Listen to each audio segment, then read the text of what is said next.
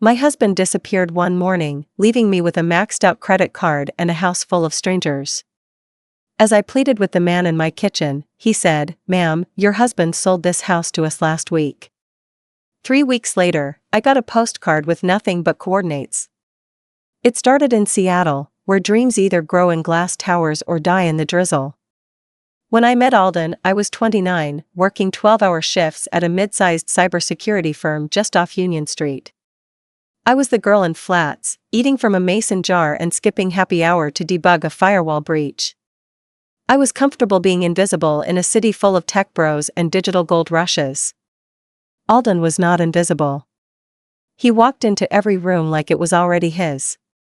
He was 5 years older, with custom-tailored suits and that kind of arrogant, unbothered calm people mistake for genius. He wasn't famous, but in tech circles, people knew him, an early investor in 2 startups that got acquired and one that was about to IPO. We met at a housewarming for someone I barely knew. I was hovering near the bar, half hoping no one would talk to me, when he offered me a drink I'd never heard of and started asking questions about my work. Real questions, not just "so what do you do?" fluff. I didn't realize until later that it wasn't curiosity, it was vetting. He liked puzzles, and I was one he hadn't solved yet. We started dating fast, like stepping on a moving escalator. Within 3 months, he'd flown me to Tokyo, added me to his Amex Platinum, and started talking about our future. It was intoxicating. And a little alarming. When he proposed, it was less a question and more a transaction. He slid the ring across the kitchen counter like a signed term sheet. He didn't even look up from his laptop. "There's something I need you to sign," he said casually. It was a prenup. A thick one. To protect his stocks, he said. And a few other investments. I remember laughing, not because I found it funny, but because it was the only way to keep from feeling insulted. He handed me a pen like he was handing off paperwork to legal. I glanced through it. It was thorough. Br even. Everything he'd built, he'd keep. Anything we built together might be negotiable, but only if it wasn't tied to his pre-existing portfolio. I signed without hesitation. He seemed pleased. "If I ever leave," I joked, "I'll just take your dog and your espresso machine." He didn't laugh. He never really laughed at my jokes. We got married at a vineyard outside Napa. Small, private, expensive. The kind of wedding where the guest list was more LinkedIn than family tree. My parents didn't come. They said they couldn't afford the flight, but I think the truth was harder than that. My mother had always been wary of men like Alden. "He looks at people like their business plans," she once said. I brushed it off. She didn't understand ambition. Marriage to Alden was efficient. He made decisions quickly and expected the same from me. We had a calendar for everything: grocery shopping, intimacy, date nights. He liked structure. Predictability. Control. He was generous, but always in a way that reminded you who the provider was. When he bought me a car, he told me the monthly depreciation cost like it was a fun fact. When we went on vacation, he itemized our meals in his head. But I wasn't idle. 6 months after we married, I quietly launched a small tech consultancy from our guest room. I called it Kira Logic, after my mother.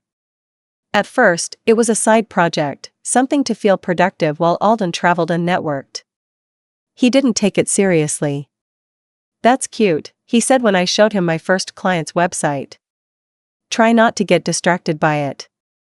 He said it with a smirk, the way someone might talk to a toddler stacking blocks. I nodded. Then I went to work. I learned to build. To hire. To manage.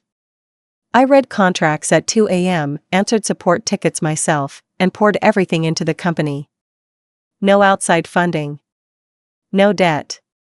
Just me and the team I built. By the end of year 2, we had an office in Bellevue. Small, but real. My team had grown from 4 to 16.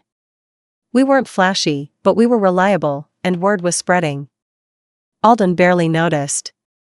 Or maybe he chose not to. I kept our finances separate. The prenup ensured it. Logic was mine, sole proprietorship, clean books, and eventually, an S-corp. I never asked Alden for a dime. He never offered. Then, we landed a major contract. A biotech company out of Redmond needed a data compliance solution for HIPAA-sensitive platforms. We built a prototype in 3 weeks. The pilot went so well, they asked to license it. Within 4 months, we had 3 more companies lined up to use it. Revenue doubled. Then tripled. I started hiring faster, opening a second office, bringing in legal counsel. We became known in the local startup scene, not flashy like Alden's ventures, but solid, scalable, and smart. Then came the gala. It was one of his events. A fancy fundraiser for one of his newer startups. I didn't want to go. I had a pitch deck to review and a call with a Toronto firm in the morning. But he insisted. Said it was important I show face. So I went. The room was full of men in suits talking about burn rates and exit strategies. Alden gave a speech. People clapped. His name was all over the brochures. As we walked out of the building, still high on his own applause, he looked at me and said it. Half under his breath. Like it was just a fact. What would you even do without me? I didn't answer right away. We had paused at a crosswalk. Across the street stood a new building, sleek glass, chrome accents. My company had just moved into the top 2 floors. The signage had gone up a few days earlier. Logic. Backlit. Bold. My name gleamed like armor. I pointed to it. That's mine. He blinked, like he hadn't noticed it until that moment. Like he couldn't process that the building across the street was not just a building, it was proof. His friends, 3 guys in sharp suits, always hovering nearby, followed my finger. One of them, the youngest, raised his eyebrows. That's your company? I nodded. We just signed a $30 million licensing agreement with MedGen. None of them spoke after that. Alden looked like someone had knocked the wind out of him. I watched it hit him, not the success, but the fact that it had happened without him. He didn't say a word on the drive home. The silence was heavier than any fight we'd ever had. The next morning, I came down to the kitchen to find the prenup on the table. He was sitting there, coffee in hand, looking like he'd stayed up all night. He tapped the document. This protects me. I nodded. It does. He narrowed his eyes. And what protects you? I poured myself some coffee. Me. He didn't get it. Or maybe he did, and that's what scared him. He started digging. Asking questions. Pulling legal documents. Trying to find the flaw in my structure. The chink in the armor. But there wasn't one. The company was mine. The IP was mine. The profits went through a family trust I'd established before we married, one that listed my mother as the primary beneficiary. He wasn't entitled to a dime. I hadn't hidden anything. I'd just built carefully. Quietly. Like a woman who knew she might need an exit plan someday. He stopped trying to talk me out of it after that. The prenup that had once made him feel invincible now felt like a wall closing in. He'd signed away any claim to what I was building. And worse, he was realizing that I had never needed his money. Or his guidance. Or his approval. After that morning in the kitchen, the dynamic in our marriage shifted dramatically. The balance tipped, and he didn't know how to exist in the new arrangement. Alden had always been the one in control. He thrived on being the expert, the provider, the man with the plan. And now here I was, the quiet, agreeable wife who had apparently outgrown the role he'd written for me. He became unpredictable. Cold one day, overly attentive the next. He started showing up to my office unannounced, asking strange questions about my employees, asking who I was meeting with. I'd catch him reading emails over my shoulder, making passive comments about my schedule. Another late night, he'd ask, pretending to joke. I'd smile politely, some of us still work for a living. He hated that. Hated that I no longer asked for his advice. That I had people who depended on me now. That I could walk into a room and command the same kind of attention he used to get, not because of who I was married to, but because of what I'd done. I think it really sunk in when I made the Forbes local entrepreneurs list. It wasn't even the cover, just a side feature on promising tech founders in the Northwest. I didn't tell him about it. I didn't have to. Someone texted him a screenshot before I even got home. He was sitting in the living room with the magazine open on the coffee table when I walked in. He didn't look angry. He looked bewildered. "You didn't even mention this?" he asked. I shrugged, kicked off my shoes. "Didn't think you'd be interested." "You're in Forbes, Ava." "Yeah. Small piece. Not a big deal." He stared at me. "Do you even know how rare that is?" I poured a glass of wine and sat down across from him. "I do." We didn't talk for the rest of the night. Things got worse before they got better. He began nitpicking everything. If I missed a dinner reservation, he'd accuse me of being disrespectful. If I answered a late-night Slack message, he'd say I was addicted to work. If I didn't want to go to one of his networking events, he'd guilt-trip me for not supporting him. But it wasn't about support. It was about control. He was flailing, trying to grab onto any piece of leverage he had left. But I wasn't the same woman he married. I wasn't building a company for fun anymore. I was building a legacy.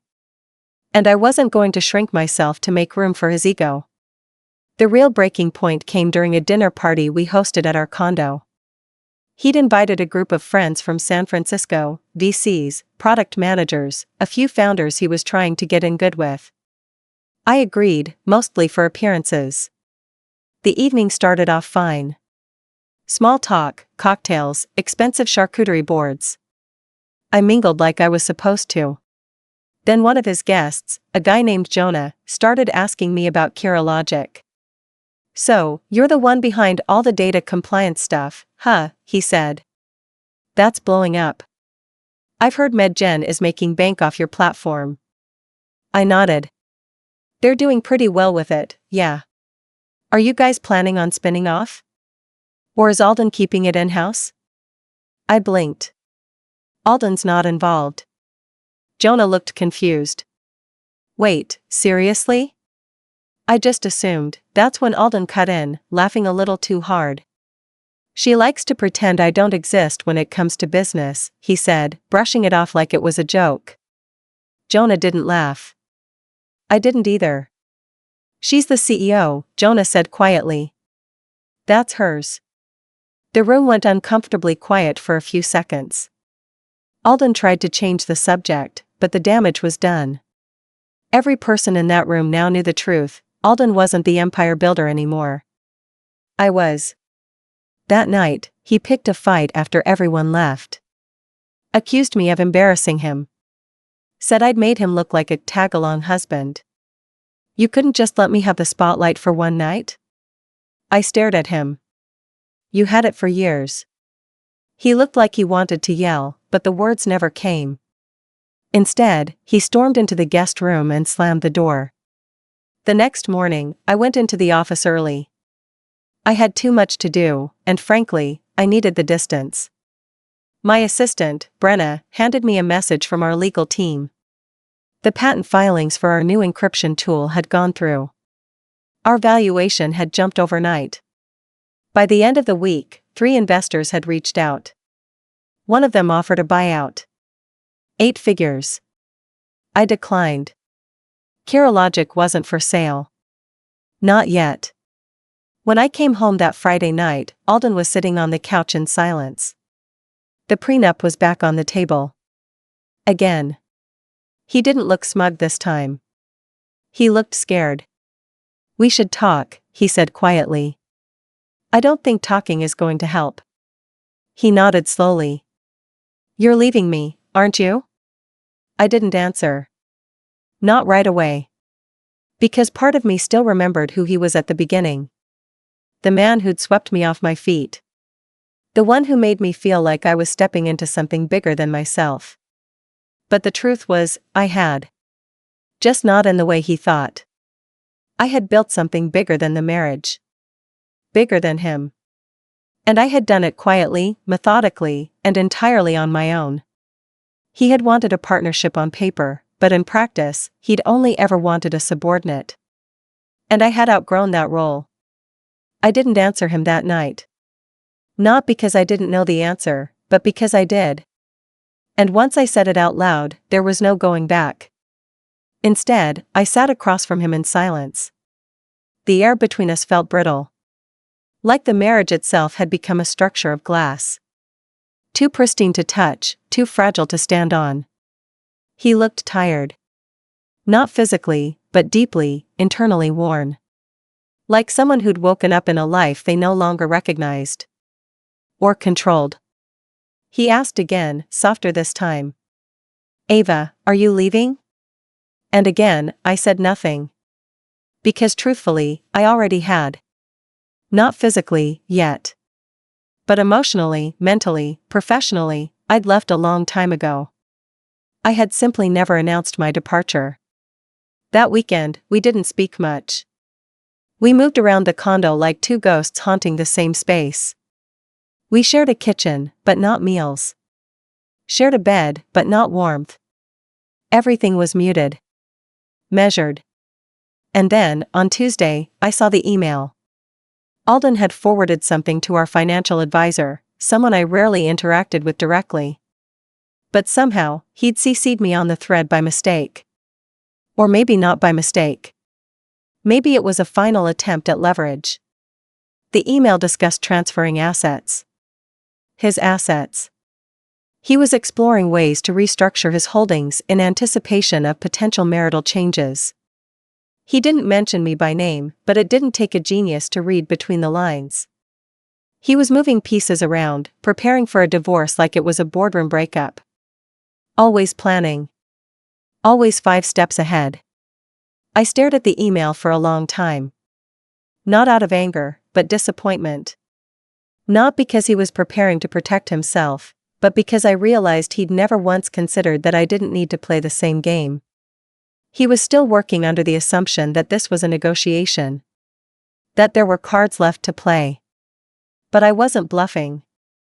I replied to the thread, CCING only our lawyers, please include me in future discussions related to the dissolution of our shared assets. Though minimal, I'd like to ensure this process remains civil and transparent. I'll have my team follow up. Within an hour, I got a call from him. You really think this is how we should handle it? Professionally? Yes, I said. This is a business arrangement, remember? He didn't respond right away. When he did, he tried one more time. Ava, we could fix this. Maybe we just need time. We had time, I said gently. You just spent it trying to stay ahead of me. The weeks that followed were strangely calm. No screaming, no drawn-out fights. Just paperwork and silence. We continued to live under the same roof, though barely speaking. It was like we were coworkers finishing out the final days of a project we no longer cared about. I went to work early. Stayed late. I poured every ounce of emotion into scaling Curologic. My team could feel it too, something had shifted. I was sharper. More focused. More decisive. They didn't know what was happening in my personal life, but they felt the current change. And they rose with me. My top engineer proposed a new tool that would streamline clinical trial data in half the time. My ops manager landed a deal with a European firm. My junior PM closed her first solo pitch with a Fortune 500. The machine was running. And I had become something I'd never expected, a leader who inspired people by example, not by volume. The divorce proceedings began without drama. The prenup, which had once made Alden feel secure, now worked against him in ways he hadn't imagined. There was nothing for him to take. No claim he could make. My assets were separate. My company was airtight. Even the condo, technically, was mine. I'd used my earnings to pay off the mortgage in full last year. He never even noticed. Never bothered to ask. Our lawyers coordinated most of it. The only real conversation we had in person during the legal process happened on a rainy Thursday, inside our now half-empty living room. "I just never thought it'd end like this," he said, staring out the window. I didn't know what to say. So I said the one thing I hadn't allowed myself to admit out loud before: I didn't either. But I also didn't think I'd outgrow you. He turned, slowly, like he wasn't sure he'd heard me right. I wasn't trying to be cruel. I said it calmly, with no heat behind it. Just truth. "I thought we'd grow together," I added. "But you didn't want a partner. You wanted a follower. Someone who stayed small enough to orbit you." "I never tried to keep you small," he said quietly. "You didn't have to try," I said. "You just assumed I'd stay there." That silence again. The kind that fills the spaces where love used to live. He nodded. "Just once." Then he walked out of the room. I moved out 2 weeks later. Took only what was mine: clothes, books, a few pieces of furniture that had sentimental value. Everything else, I left behind. The condo felt like a museum of someone else's life. I rented a brownstone in Capitol Hill. Nothing fancy. Just warm, quiet, and mine. I filled it with plants and art and noise. My noise.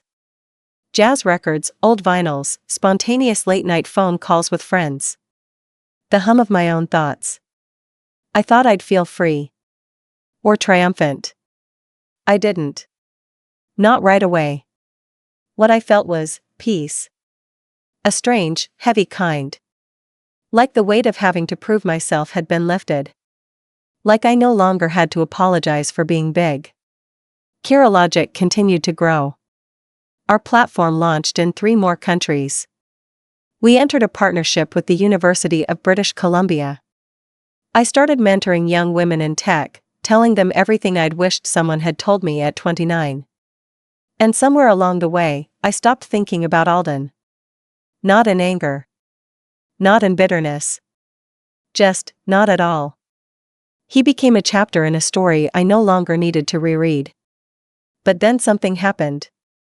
About 6 months after the divorce finalized, I got an invitation to speak at a panel in downtown Seattle. The topic was women building the future of tech. It was sponsored by a local VC group, one I knew Alden had ties to. I debated saying no. But then I thought, why not? I had nothing to prove. The panel was packed. The room filled with familiar faces: founders, engineers, journalists. And yes, Alden was there, in the back, standing near the exit. He didn't approach me. Didn't wave. But he watched. I gave my talk. Told the story, not about him, but about what it took to build something while carrying the weight of someone else's expectations. I spoke plainly. Without shame. Without anger. When the panel ended, people clapped. A few came up to shake my hand. Alden didn't. He left before I stepped off the stage. But that night, I got an email. Subject line: "I finally understand." I didn't open it. Because I didn't need him to understand. I had finally understood myself. I didn't open the email that night. Or the next day. In fact, I never opened it at all. I left it sitting in my inbox like a fossil, proof that something had once existed, but no longer lived. There was nothing Alden could say in a paragraph or even 1,000 words that would shift anything in me now. Not out of anger. Not out of pride. But because I had already moved past needing his understanding. And honestly, part of me felt that letting the email sit there, unread, was the most fitting response of all. Because Alden always needed to be heard. Acknowledged. Recognized. So I gave him silence. A year passed.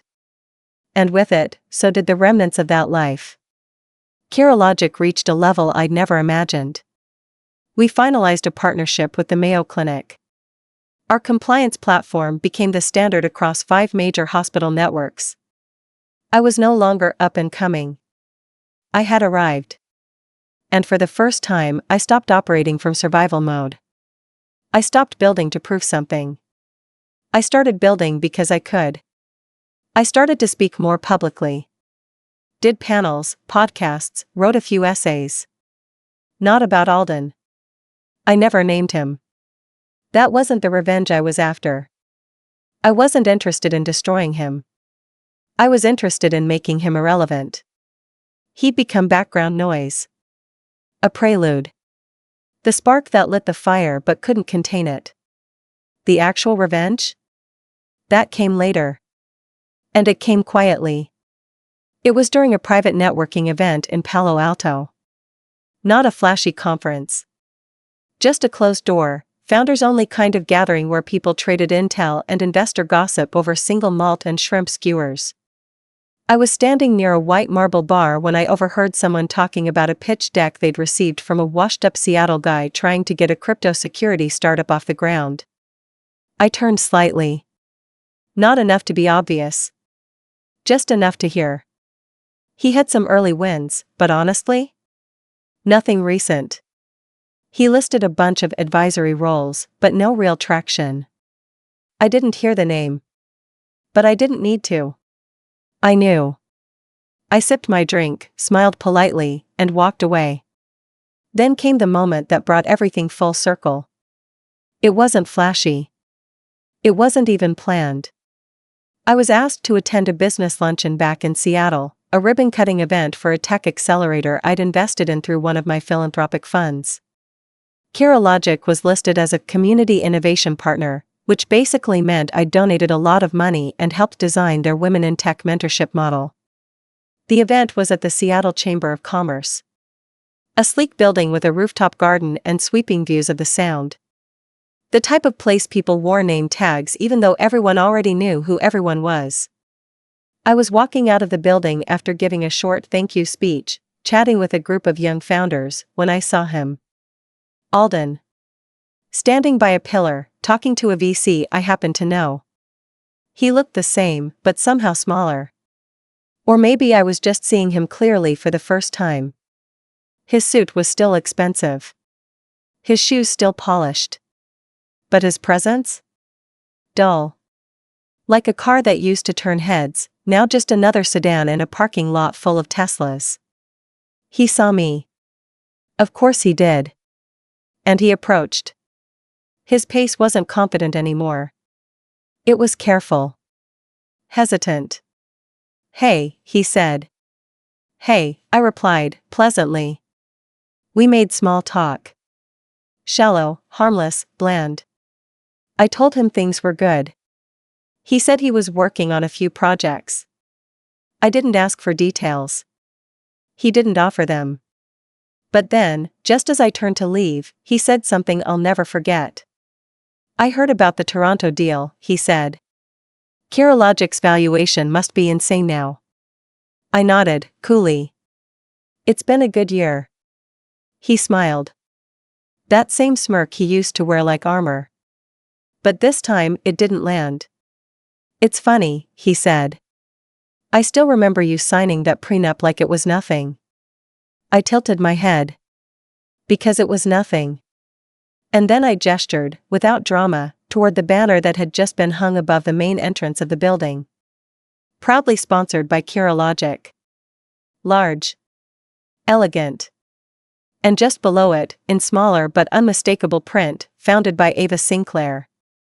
I didn't say anything else. I didn't need to. I watched his eyes track the sign. Watched the weight of it settle over him like fog. He blinked, once. Then again. His VC friend came over just then, smiling, shaking my hand, thanking me for my contribution. Alden stood there, silent. No longer the center of the room. Not even close. And in that moment, I realized, this was the revenge. Not because he was suffering. But because I wasn't. Because I had become untouchable to the version of him that once thought I was disposable. Because he had tried to clip my wings before I ever learned I could fly, And now I soared so far above him that all he could do was look up. So no, I didn't ruin him. I didn't destroy his life. I didn't drag him through the mud. I just became a woman he would never, ever have access to again. And that was enough. That was everything.